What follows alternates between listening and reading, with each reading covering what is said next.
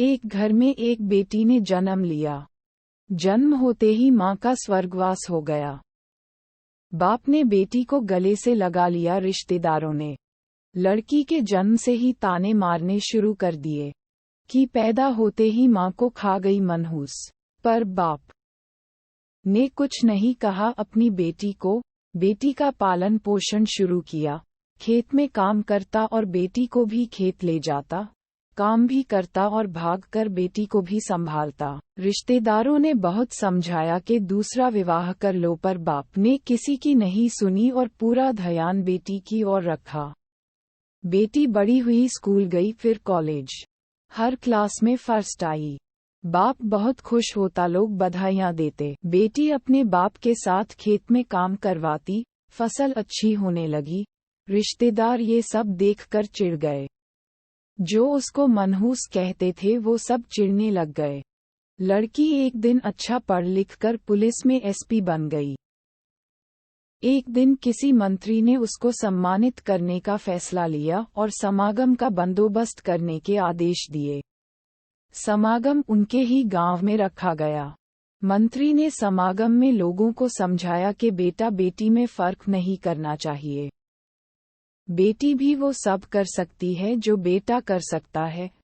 भाषण के बाद मंत्री ने लड़की को स्टेज पर बुलाया और कुछ कहने को कहा। लड़की ने माइक पकड़ा और कहा, मैं आज जो भी हूँ अपने बाबुल, पिता की वजह से हूँ, जो लोगों के ताने सह कर भी मुझे यहाँ तक ले आए। मेरे पालन पोषण के लिए दिन रात एक कर दिया।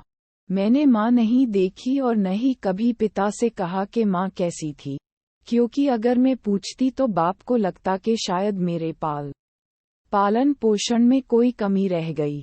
मेरे लिए मेरे पिता से बढ़कर कुछ नहीं। बाप सामने लोगों में बैठकर आंसू बहा रहा था। बेटी की भी बोलते बोलते आंखें भर आई।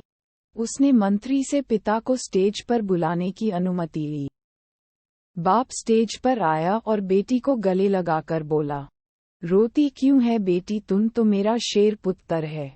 तुम ही कमजोर पड़ गया तो मेरा क्या होगा, मैंने तुझको सारी उम्र हंसते देखना है। बाप बेटी का प्यार देखकर सबकी आंखें नम हो गई।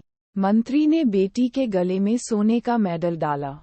मंत्री ने बोला, ये क्या किया? तो लड़की बोली, मेडल को इसके असली हकदार मेरे। समागम में तालियां बज उठी। तालियां बज उठी।